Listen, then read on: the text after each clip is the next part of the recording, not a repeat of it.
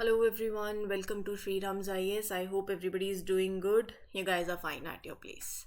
Let's start with today's session जिसमें हम बात करेंगे रेड हेडेड वल्चर की prelims perspective. But vulture conservation plan जो आते हैं वो मीन्स के लिए इम्पोर्टेंट हुए हैं, तो ये आपके जीएस पेपर 3 से भी कनेक्ट होता है. बट हम आज इस वल्चर के बारे में स्पेसिफिकली पढ़ने वाले हैं. ठीक है, कार्बन डाइऑक्साइड एमिशंस के बारे में बात करेंगे, GS paper 3 again and prelims.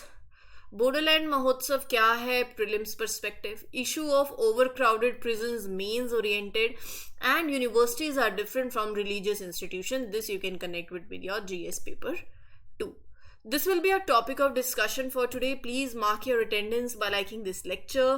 You can share these sessions with your friends, those who are preparing for UPSC, SSC, State PCS.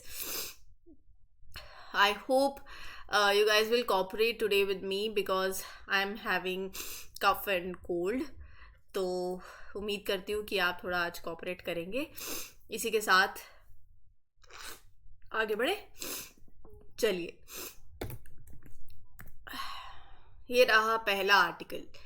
ये कह रहे हैं कि जो इंडिया का जो प्रिजन सिस्टम है अभी, वहाँ पर there are certain challenges. Overcrowding बहुत हो गई है, मतलब यहाँ पर भी ओवर क्राउडिंग हो गई है. देखो, कोई जगह नहीं छोड़ी हमने. क्राइम कम कर ले थोड़ा सा, right. It hinders the which hinders the efficiency of correctional facilities. See what this article is talking about. तो वो बोल रहे हैं कि एक रिपोर्ट आई थी बेसिकली, उस रिपोर्ट के बेसिस पे वो बोल रहे हैं. There was a recent report by Supreme Court's Centre for Research and Planning. अब वो पूछेंगे नहीं, बट मैं आपको फिर भी बता रही हूँ. मेंस का आंसर लिखो तो यू कैन मेंशन इट. जो मैं बोल रही हूँ वो प्लीज़ लिखते जाओ. मैं भी आपके लिए मेहनत कर रही हूँ. चाहती तो आज सेशन स्किप हो सकता था क्योंकि तबीयत सीरियसली ठीक नहीं है.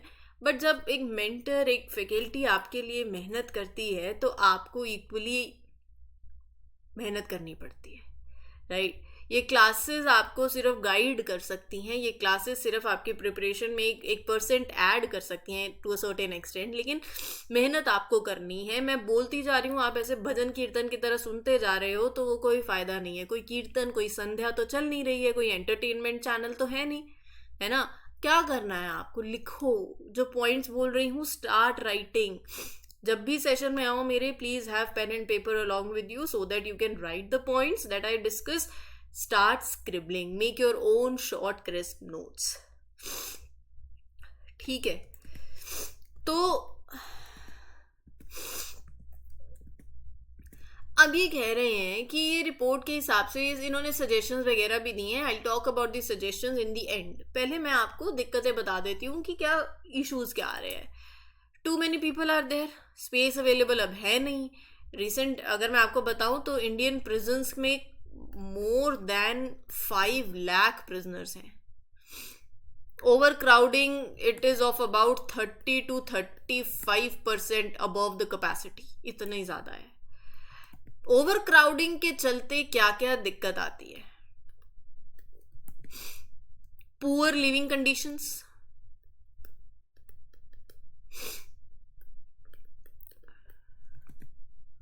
lack of resources, and third is tensions भी you can say they get increase. poor living conditions, obviously जब इतना सा स्पेस होगा उसमें मैं 200 लोग घुसा दूँ तो there will be too many prisoners in a small. एक कमरे में 10 लोग हो जाते हैं तो ही दिक्कत होती है आपको. आपके कमरे में मैं बोलूँ कि पीजी में अपना फ्लैट देखने जाते हो, इतना सा रूम होता है, उसके अंदर 3-3, 4-4 लोग हैं, दिक्कत आ जाती है ना. It becomes difficult to maintain hygiene also. So unhealthy conditions होती हैं, unsafe living conditions होती है. Now overcrowding strains prison resources also. Medical facilities पे strain पड़ता है, educational programs पे, rehabilitation efforts पे. Well, it becomes hard for the prisoners to reform. जब बहुत सारे लोग हो जाते हैं ना एक जगह पे, डर रहता है लड़ाई ना हो जाए, है ना. अनरेस्ट हो सकता है among the prisoners. So it becomes hard for the prison staff also to manage them effectively. So overcrowding सिर्फ एक prisoners के लिए प्रॉब्लम नहीं है, ये एक prison staff के लिए भी प्रॉब्लम है, ये लीगल सिस्टम के लिए भी प्रॉब्लम है. देखो क्या होता है ना, जब ट्रायल होना है, अभी ट्रायल डिले होता है तो जो कॉस्ट है ऑफ मेंटेनिंग द प्रिजन्स वो बढ़ती है. मैं आपको बताऊंगी इसमें क्या होता है. सो दिस ओवर क्राउडिंग मतलब it delays trials, increases the cost of maintaining prisons, it harms the overall justice process, you can say. ठीक है, अगर मैं आपको एक रफ आइडिया दूं, 31 दिसंबर 2022 तक स्टैटिस्टिक्स कहता है कि इंडिया के जो प्रिजन्स हैं they were holding 5 lakh, exact number बताऊं, 5,73,220 prisoners. Are you getting my point? And one of the main reason of this overcrowding is the number of under trial prisoners who have been arrested but not yet convicted. There are large number of under trials. Many prisoners are waiting for their trial, जिससे overcrowding होती है. फिर solution पे आ जाते हैं. Solution क्या है? वो कहते हैं कि देखो एक रिपोर्ट आई, उस रिपोर्ट ने अकॉर्डिंग टू रीसेंट रिपोर्ट, आप ऐसे लिख देना, but there are 2 main solutions. और सबसे इंपॉर्टेंट जो ओवरऑल क्रक्स है इस आर्टिकल का वो क्या है? इलेक्ट्रॉनिक मॉनिटरिंग शुरू करो. मेन दिक्कत क्या थी? अंडर ट्रायल्स की. मेन दिक्कत किसकी है? अंडर ट्रायल्स की. So do electronic monitoring for under trial prisoners. ठीक है, सो ये suggestion was that use electronic devices to monitor the under trial prisoners. तो ऐसा हो जाएगा ना कि प्रिजनर्स जो हैं, it will allow you to, ये जो prisoners हैं they will be released from the overcrowding prisons but still they will be monitored. So you can use these devices, you can use such tools जैसे ankle bracelets, ऐसे कुछ use कर सकते हैं आप. And there should be phased implementation. These are the 2 points. This solution will be tested in phases. Start with the prisoners who have shown little bit of good behavior. So overall, the goal is to make sure that the system works well, right? And ऐसा नहीं कि India के अंदर ही बात हो रही है. Many countries have successfully used electronic monitoring to reduce overcrowding. Countries like US, UK, Canada, Australia, Malaysia, in countries ने यूज किया है ये. इंडिया के अंदर कोई ऐसा लीगल फ्रेमवर्क है जो डील करता है इससे? यस. कौन सा है मुझे कमेंट सेक्शन में बताना. मैं आपको एक्ट बता देती हूँ. It is an act of 2023. थोड़ा सा खुद भी मेहनत करो, 1-2 होमवर्क आज दूंगी. सुप्रीम कोर्ट, देखो जब मैं जुडिशियल डेवलपमेंट्स की भी बात करती हूँ ना, कुछ केसेस के अंदर courts have required location tracking as a condition for granting the bail to the prisoners. They have to wear those tracking devices to ensure that they don't flee और they commit the crimes. These are certain global practices in Indian legal, in the Indian legal context also. Supreme Court also pointed out कि बहुत जरूरी है to strike a balance between the security and privacy. वो कहते हैं कि ये electronic trekking help तो करेगी, but it must be done with clear guidelines, ताकि it does not violates the privacy of an individual. Sorry for the spelling mistake. ठीक है, समझ आ गया? तो अब इतना अगर समझ आ गया है तो अब तो मुझे इसके बेनिफिट पता होने चाहिए. इस इलेक्ट्रॉनिक मॉनिटरिंग के क्या फायदे होंगे? पहला जो मेन दिक्कत है उसी का ही सोल्यूशन है, प्रिजन डीकंजेशन. दूसरा, प्रिजन बहुत ज़्यादा स्ट्रेसफुल हो जाता है for the inmates, specially with isolation and the lack of the family contact. So this electronic monitoring will allow the prisoners to stay in touch with their families also. They can leave outside the prison if they are being well supervised. So it will help in reducing the mental strain, the emotional strain. तो mental health benefits भी आ गए. Cost effectiveness भी हो गई. It will reduce the cost, क्योंकि वो जो इतना ज़्यादा खर्चा होता था of facilities, of food, of security, of health care, वहाँ बचा थोड़ा कोस्ट कम हो रहा है. और fourth is your rehabilitation incentives. If prisoners show good behaviour they can be given opportunities, right. So these are the whole scenarios. लेकिन हाँ, अब हर चीज़ जो इतनी सुंदर दिखती है उसके कंसर्न्स भी होते हैं. Write down the concerns. पहला क्या है? प्रिवेसी इशू हो सकता है. मिस यूज ऑफ टेक्नोलॉजी हो सकता है. इट कैन वायलेट, मतलब कुछ भी ऐसा हो सकता है. It will, if civil liberties की आप बात कर लीजिए, if not carefully regulated. Implementation challenges आ सकते हैं. You need to ensure that the system is fair, it is equitable. So these are the whole concerns. Moving ahead with the next article. Universities are different from religious institutions. किस context में बात हो रही है? Recently हमने बात करी थी इन डिटेल AMU की, अलीगढ़ मुस्लिम यूनिवर्सिटी की, एक बहुत पुराना केस जिसके अंदर पहले जजमेंट में 1967 आई थिंक 68-67 में बोला था कि माइनॉरिटी इंस्टीट्यूशन का स्टेटस नहीं ही. अब जजमेंट आई जिसके अंदर डिसीजन लिया गया, बाकी आगे कमेटी बैठेगी, बट 7 जज बेंच ने एक डिसीजन लिया कि माइनॉरिटी इंस्टीट्यूशन का स्टेटस देना चाहिए. कौन सा आर्टिकल डील करता है? आर्टिकल 30. क्यों देना चाहिए वो भी बताऊंगी. लेकिन ओवरऑल मेन क्रक्स ना 2 पॉइंट्स का है, सिर्फ 2 पॉइंट्स का है. अलीगढ़ मुस्लिम यूनिवर्सिटी की जो हिस्ट्री है काफी पुरानी हिस्ट्री है, 1877 की है. अब यूपीएससी ऐसे आपसे AMU की हिस्ट्री नहीं पूछेगी. It's just as a citizen of India, as a aspirant preparing for UPSC, you should know. 1877 में ये यूनिवर्सिटी एस्टैब्लिश हुई as Mohammedan Anglo Oriental college. थोड़ा मॉडर्न हिस्ट्री अगर पढ़ी हो या आपने हिस्ट्री पढ़ी हो, सर सैयद अहमद खान के बारे में पढ़ा होगा, उनके द्वारा it was established. Muslim education, Muslim culture को प्रमोट करना इसका एक इम्पॉर्टेंट रोल रहा है, स्पेशली आफ्टर 1857 के जो इवेंट्स हुए. ओवर द इयर्स क्या हुआ था कि इस यूनिवर्सिटी को माइनॉरिटी इंस्टीट्यूशन का स्टेटस मिला.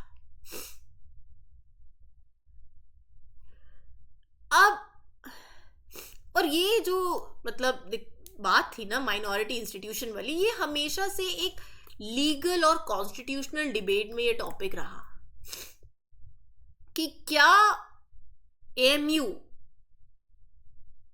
The main issue was should it be treated as a minority institution under Article 30 of the Indian Constitution. Article 30 क्या कहता है? Article 30 religious minorities, linguistic minorities को राइट देता है to establish the educational institutions, to administer the institutions of their choice without the interference from the state. जो मैंने बात करी थी ना अभी आपके साथ 1967 के केस की, वो केस का नाम ध्यान में रखना, दैट वाज एस अजीज बादशाह केस. ये क्रक्स हैं, आपको अपने मेंस के आंसर में ये पॉइंटर्स ही लिखने हैं बस. ये जजमेंट इंपॉर्टेंट थी उस टाइम पे. इस जजमेंट के तहत उन्होंने कहा क्या नहीं देना चाहिए.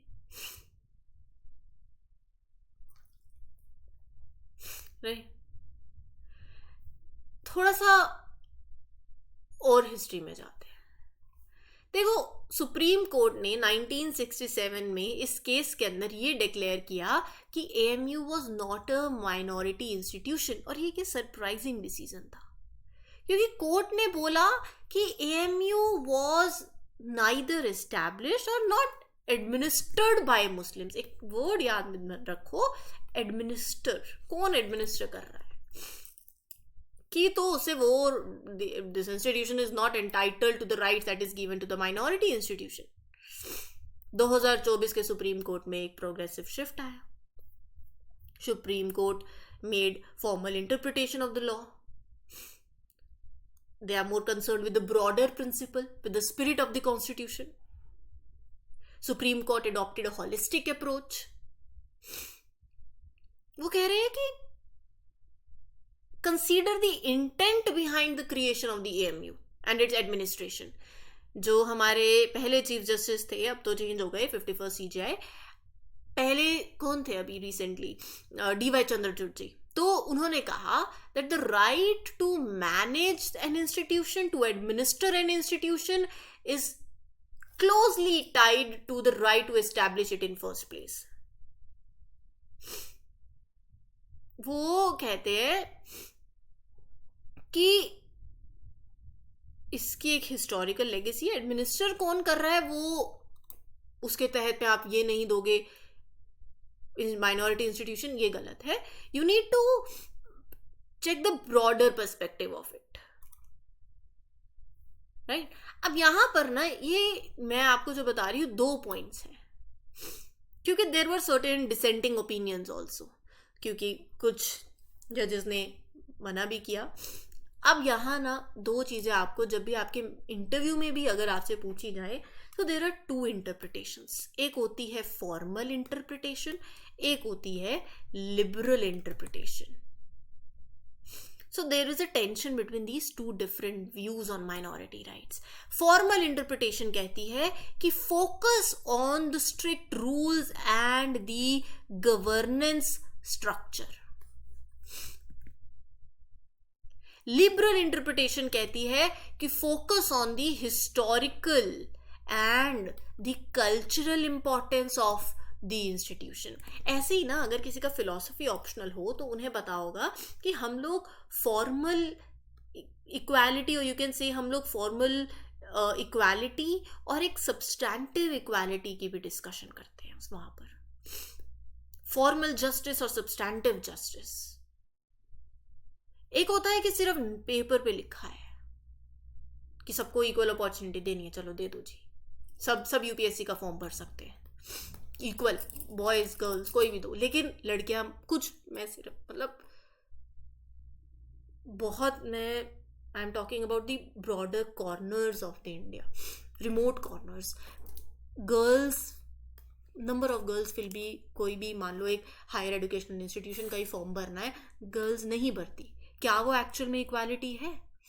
आप कहेंगे हमने तो अपॉर्चुनिटी दी थी, बट अगर वो लड़की के पास देर आर सर्टेन रिस्ट्रिक्शंस लगा लीजिए, वो प्रॉपर वो बाहर नहीं जा सकते, भेज नहीं सकते, पेरेंट्स बहुत दूर है, और there are number of and reasons for that, early marriage what not, कल को शादी हो जानी है, दूसरे घर ही चले जाना है, राइट, या वो बुक्स अवेलेबल नहीं, वो कोर्स अवेलेबल नहीं, कि वो फाइनेंशियल प्रॉब्लम है, देयर कैन बी, क्या वो फॉर इक्वालिटी है? नहीं, दैट इज, तो यहाँ सरकार आके वेलफेयर स्कीम्स देती है, यहाँ सरकार आके रिजर्वेशन देती है, that is substantive equality, right. So moving ahead with the next article, जिससे पहले पॉलिटी के सेशंस हैं प्लेटफॉर्म पे, and there are other sessions also, you can refer, number of series are going on, you can refer them, they will help you out in your preparation. एक मेरी दरख्वास्त है आप सबसे, सेशन अच्छा लगता है तो please mark your attendance, comment section में you show that you are liking these lectures, you show that you are taking the best use of it, otherwise ये 1 वे कम्युनिकेशन रहेगा, मुझे भी एक पॉइंट ऑफ टाइम के बाद नहीं अच्छा लगता है।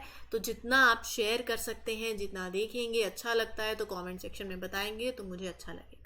सेशन अब आपके पास अर्ली मॉर्निंग आ जाता है, सुबह सुबह आप इसको देख सकते हैं अच्छे से, मॉर्निंग में ही अपने जो भी आपका करंट अफेयर का वो स्लॉट है वो ख़त्म हो जाता है, टेंशन लेने की कोई बात नहीं है, फलाने ने इतना कर लिया, ढिमकाने ने इतना कर लिया, उसकी टेंशन नहीं लेना, हर चीज़ कवर होती है। आप बस शिद्दत से regularly, constantly, without any procrastination sessions देखो, बस चीज़ें सारी कवर हो जाती है।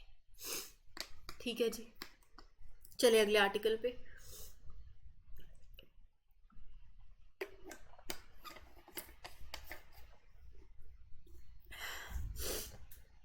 India's carbon dioxide emissions from burning the fossil fuels are expected to increase. 2024 में they are expected to increase by 4.6%, which is highest among the major economies. ये मैं नहीं कह रही हूँ, ये ग्लोबल कार्बन प्रोजेक्ट की रिपोर्ट कह रही है.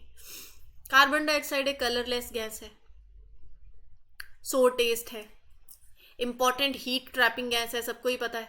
ये कार्बन डाइऑक्साइड रही. ज्योग्राफी सबने पढ़ी होगी. रेडिएशंस आती हैं, कौन सी आती हैं? शॉर्ट वेव होती हैं, लॉन्ग वेव होती हैं? बताना मुझे. अब जब ये सन की रेडिएशंस आई, अर्थ गर्म हुई, रात को ठंडी होती है, वापस भेजती है, वो रेडिएशंस लॉन्ग वेव होती है या शॉर्ट वेव होती है?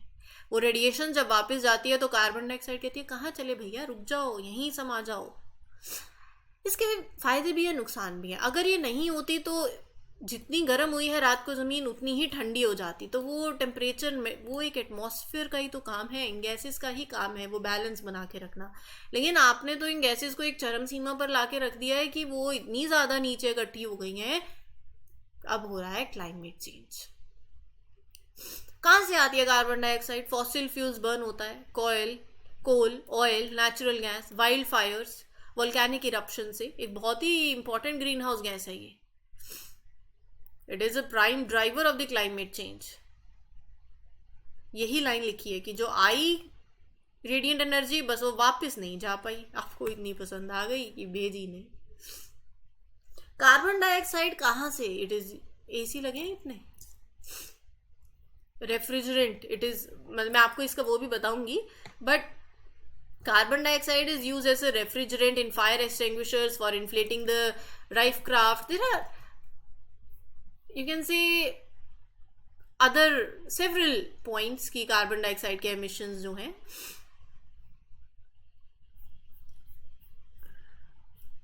just give me a minute. हाँ, तो carbon dioxide has many uses. Refrigeration, fire extinguishers में, blasting coal, it is used in mining to help break apart the coal, forming the rubber and plastics. Greenhouse, it is used to help plants grow better na, by providing them with one of the thing that is needed for photosynthesis. Carbonated beverages के अंदर भी. पर climate change में भी इसका एक बहुत बड़ा हाथ है. ठीक है, अगर मैं आपको इसका लॉन्ग लास्टिंग इम्पैक्ट की बात बताऊं तो what happens when carbon dioxide एक बार एमिट हो जाए तो 40% तो वो एटमॉस्फेयर में रहेगी for 100 years. 20% will reside for 1000 years and 10% will take 10,000 years to turn over. इतनी दिक्कत है. हाल ही हमारे प्राइम मिनिस्टर ने फर्स्ट बोडोलैंड महोत्सव न्यू दिल्ली के अंदर इनॉग्रेट किया है.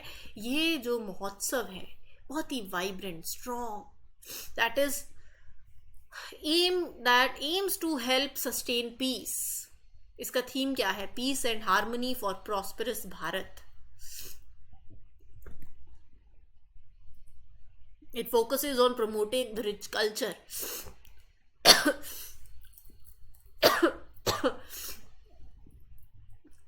language, education of the Bodo people, as well as the other communities.